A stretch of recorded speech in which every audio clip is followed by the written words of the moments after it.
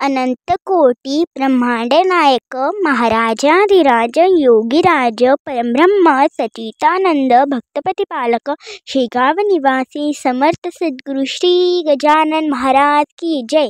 आजच्या अनुभवाला सुरुवात करूया। जय गजानन श्री गजानन गणगण गणात बोते।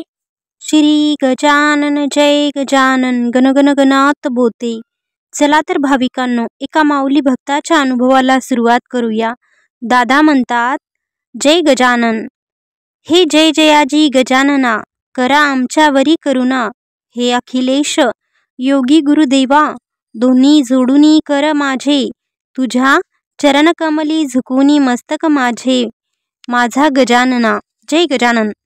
2014 सालातला हा दृष्टांत आहे। सुरतहून मी व माझी पत्नी व माझी कन्या आम्ही उज्जैनला मुलीच्या आयुर्वेदिक कॉलेजला जायसाठी निघालो। रात्रीची वेळ होती। नवा प्रदेश, नवे रस्ते, अशा रात्रीच्या वेळी आम्ही महाराजांचे दर्शन घेऊन निघालो। सोबत ड्रायव्हर होता। बघता बघता अंधारी रात्र काळ बनून येत होती। गाडी झाबुआ मार्गाने जात होती। खूप अंधार होता। रस्त्याच्या दुतर्फा लाईटचे खांब देखील नव्हते। मनात महाराजांची आराधना सुरू होती आणि रात्रीचा 1 वाजला होता। मध्येच जीव घाबरून मनात धडकी भरत होती आणि रस्त्याने एकही वाहन दिसत नव्हते।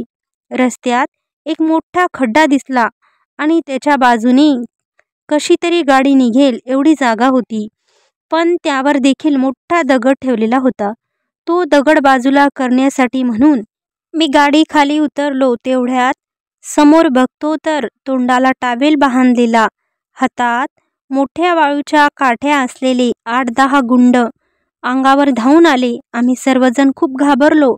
गुंडांनी हल्ला केला व साऱ्या कुटुंबाने एकच आरडाओरड करण्यास सुरुवात केली। त्यावेळी एकदम तोंडातून निघाले, हे दयाघना वाचवा, वाचवा माझ्या नाथा, शेगावीचा राजा, वाचवा आम्हाला। आजूबाजूला ना वाहन ना लाईट, रस्ता निर्मनुष्य असल्याने कुणीही मदतीला धावून येणार शक्य नव्हतं तिथे।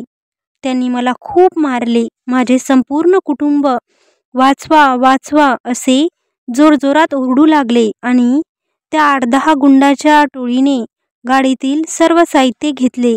पत्नीच्या अंगावरील दागिने खेचून घेतले, मुलीच्या कानातील कर्णफुले खेचली, हातातील पाटल्या बांगड्या फोडून हात खेचून काढला। मला मारणे सुरू होते।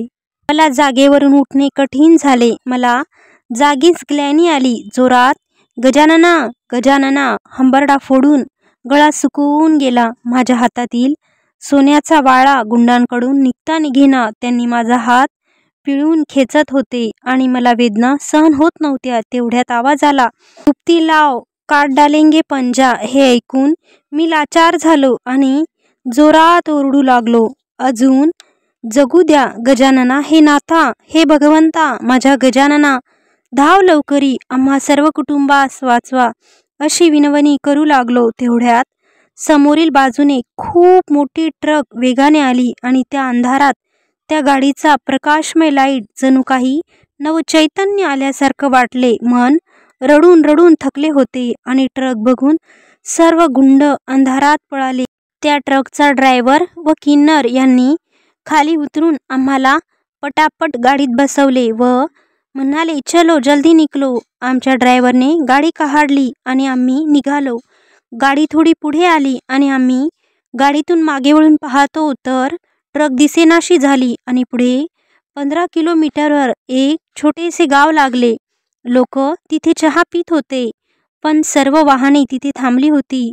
आमच्या ड्रायव्हरने एका पानटपरीवाल्याला विचारले की यापुढे गाड्या का नाहीत जात, तर तो पानटपरीवाला म्हणाला की पुढे 1 ते 3 वाजेपर्यंत वाहने जात नाहीत, कारण पुढे दरोडेखोर दरोडा टाकतात व गाड्या लुटतात, कधीकधी ते खून देखील करतात, त्यामुळे 4 वाजता सर्व ट्रक सोबत जातील। आमचा ड्रायव्हर पानटपरीवाल्याला म्हणाला, भैया अभी तो एक ट्रक इधर से आई थी। तो म्हणाला, नहीं तो यहाँ से कोई ट्रक नहीं गया। ती ट्रक घेऊन महाराजांनीच आमचे प्राण वाचविले। खूप मोठ्या प्रसंगातून महाराजांनी आम्हाला वाचविले। ड्रायव्हरने ही गोष्ट आम्हाला सांगितली। मग आम्ही समजलो की प्रत्यक्ष महाराज आम्हाला वाचवायला ट्रक घेऊन तिथे आलेले. मी त्यांना मनापासून आवाज दिला आणि ह्या भक्ताला वाचवायला महाराज धावत आले. किती भक्तवत्सल महाराज आहेत आपले, किती काळजी ह्या लेकरांची. महाराजांच्या ह्या प्रेमाने मी भारावून गेलो. एवढ्या मोठ्या संकटातून त्यांनी आम्हाला स्वतः येऊन बाहेर काढले. अजून काय हवे? श्री गजानन जय गजानन, श्री गजानन जय गजानन. डॉक्टर राजेंद्र भालचंद्र गर्ग, नाशिककर, सुरत, गुजरात येथील या माऊली भक्ताचा अनुभव तुम्हा सर्व भाविकांना कसा वाटला? तुमच्याजवळ जर काही अनुभव असतील तर ते सुद्धा तुम्ही आपल्या चॅनलवर शेअर करा. आपल्या चॅनलला लाईक करा, शेअर करा आणि सबस्क्राईब करा. कमेंट बॉक्समध्ये गण गण गणात टाईप करा. धन्यवाद.